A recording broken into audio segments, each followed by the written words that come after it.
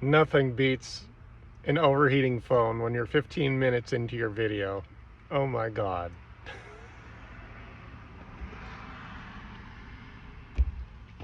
I've had two major experiences, one with a very large MSP and one with a very small one. My first experience was mostly 15 years ago.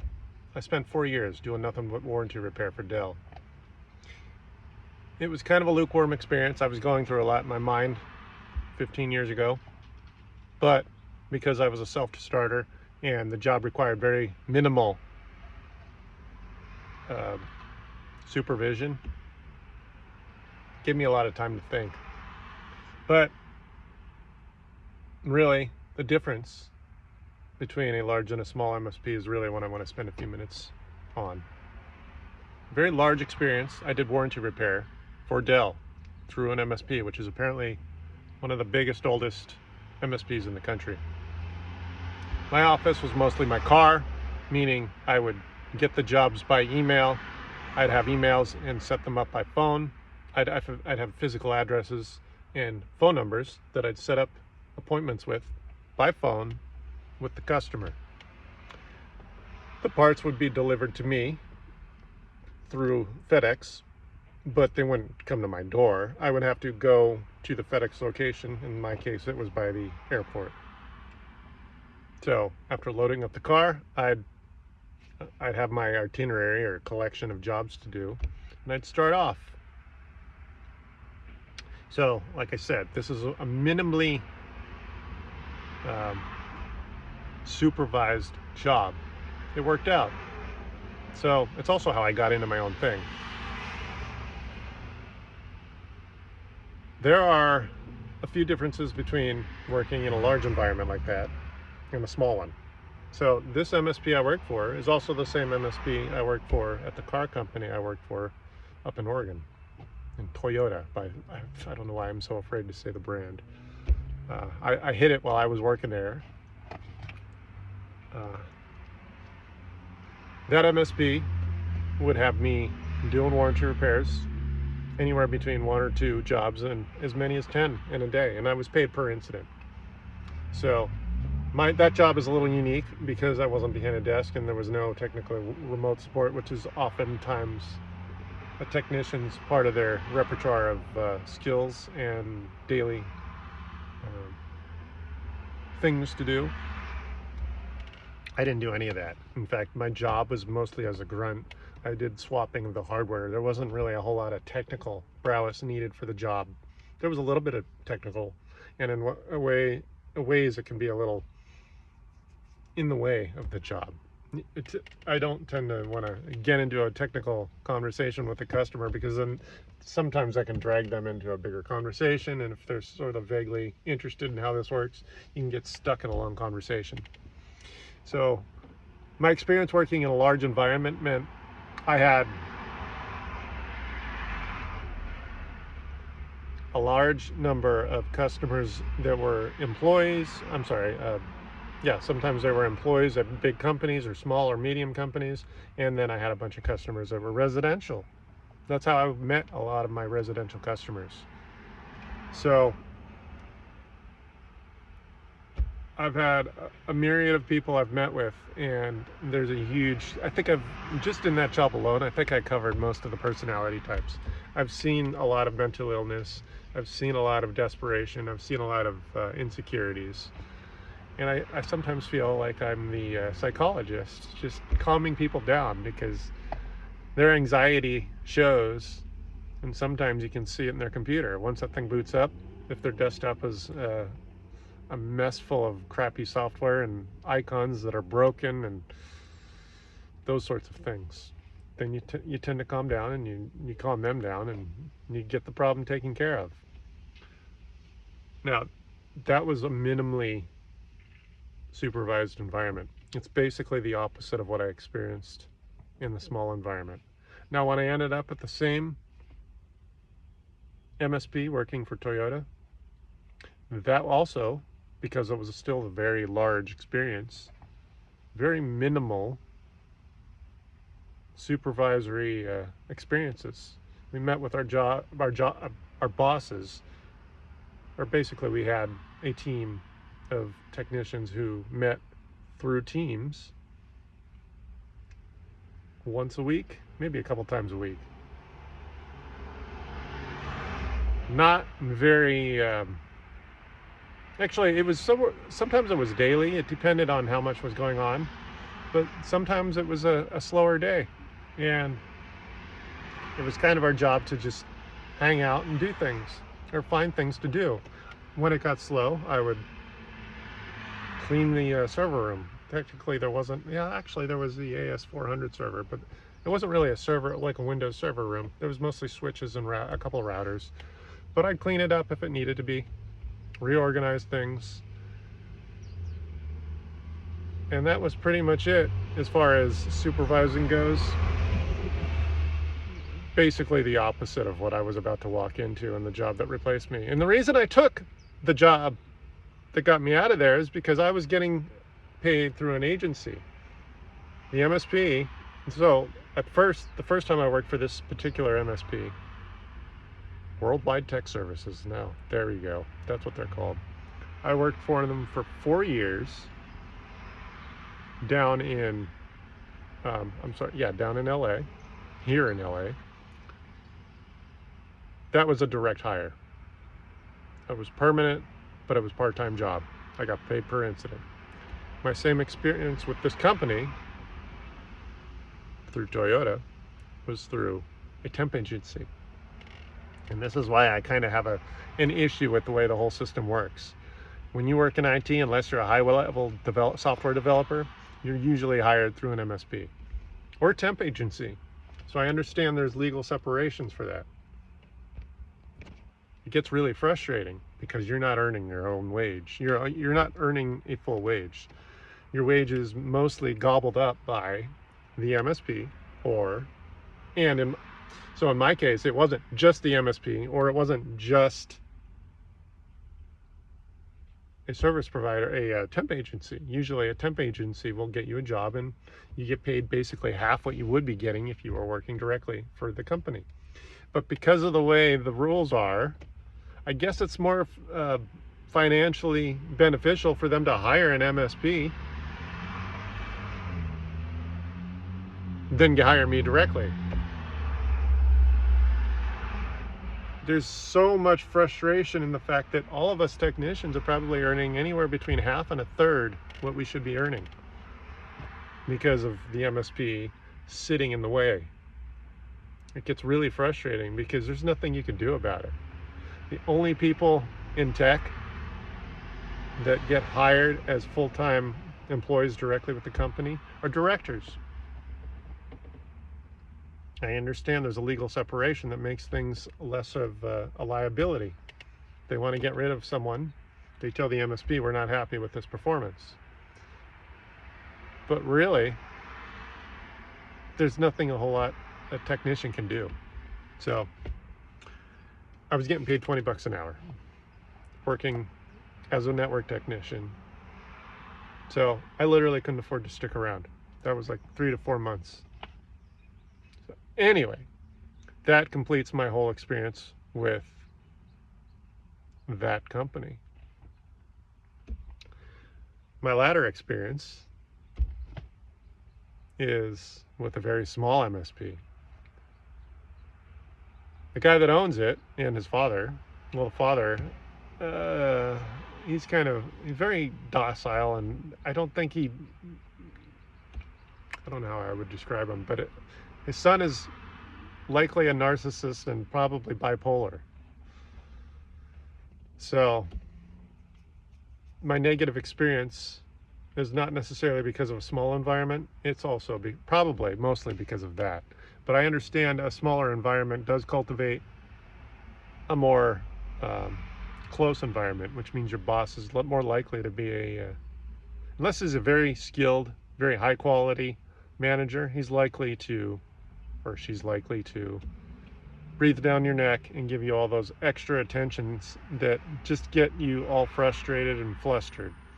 So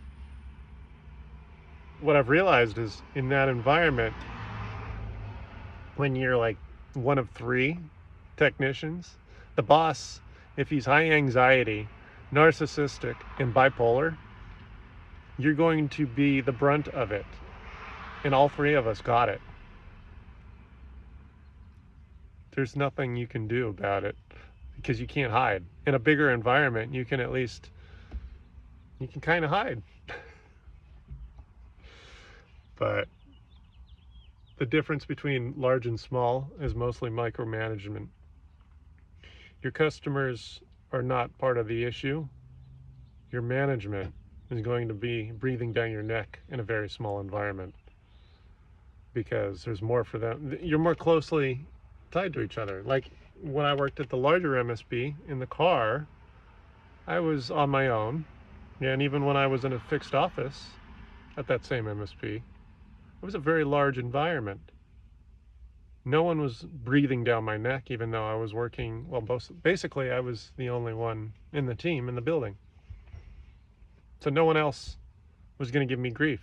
And everyone loved me because I was able to do things. In fact, apparently the first technician I followed was incompetent. So everyone loved me.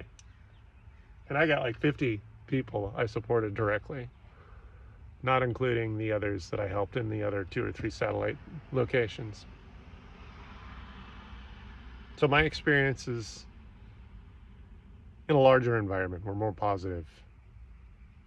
And I'm speaking of this mainly so that everyone can think about this. If they're out looking for work, they can decide. Because sometimes people will say, well, like a recruiter might say, well, what kind of job are you looking for? Do you want to work for a large, small, or medium-sized company? Well, my experience is that a very small experience means your boss is going to be breathing down your neck more often. And I suppose some people, if you get a high-quality, mindfully healthy boss, that can be a healthy experience. But for me, it was a negative one, especially since I think I was the more senior technician. The boss had somewhat of a technical skill set, but he was also sort of cheap, meaning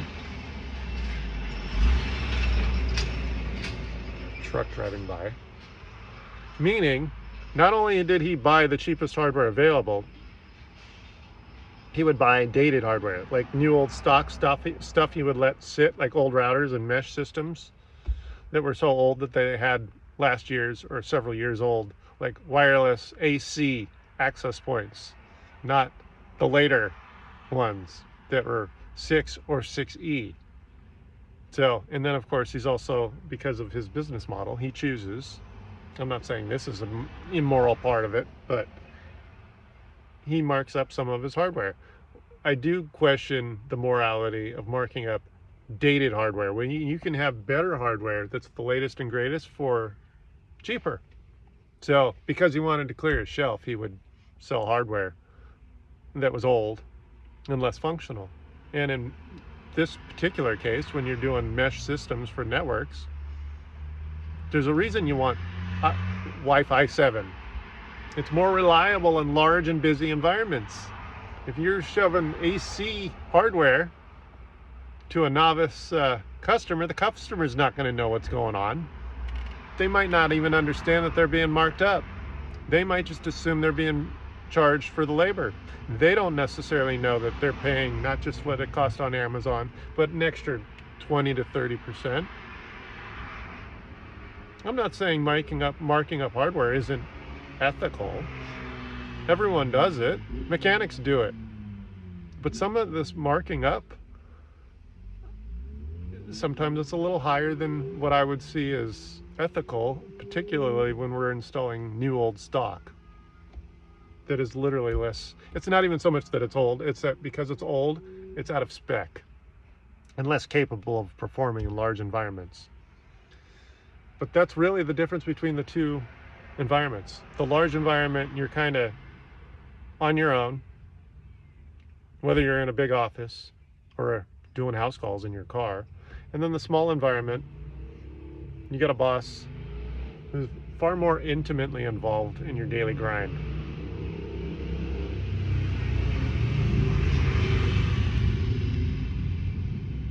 Loud. That's pretty much it. So, when looking for work, consider whether you want a large, medium, or small environment. A very small environment Could be great. Small, that term family owned and operated. If you can find a company with that vibe, I'd imagine it can be great. Like my father worked for a motorhome company back in the 70s. It wasn't family owned and operated, but that's certainly the vibe that the company gave off. It was a high quality product, and my dad has always had this talent for making friends with his colleagues and bosses. So I recognize working for a small company can be a very positive one, but for me it was a negative one. The bigger environment was actually the better one. Now, I won't even go into the office politics or why things are frustrating, because their network's a mess. I mean, I'm not even a skilled network engineer, I'm a technician, but I'm skilled enough to know it's a mess, and it's like, holy cow, if you would just do this and that, you could fix things so much better. And I guess part of the excuse was, well, we just upgraded the network and moved stuff over. We haven't got around to it. Yeah, right. You probably won't ever get around to it for a very long time, will you? So consider that. When you're out looking for work, decide, do you want a large, medium, or small environment? If you love people and you're bubbly and you think you can get along well with everyone, obviously when you're working in IT, you're probably not a social butterfly. But consider what your personality type is. And some people don't like being out and about without supervision because it's lonely. Most of my time in the car means the only people I'm interacting with are the customers. I enjoy that. I get the job done. I know exactly what I'm getting paid. I know how much time it's going to take to get things done. And I don't have to deal with someone that might conflict with my choices. I can work in teams, although in my case at the smaller environment, I was the more senior technician than the owner and operator of the MSP. So there are a couple times when he wanted to do things like clone a customer's failing hard drive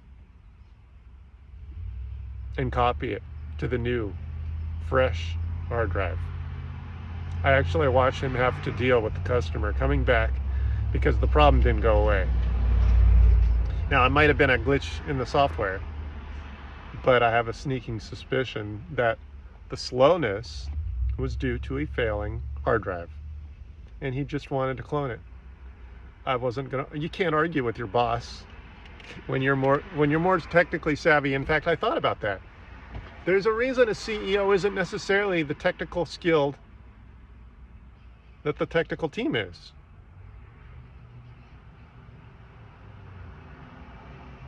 If the technician or engineer, any technical job,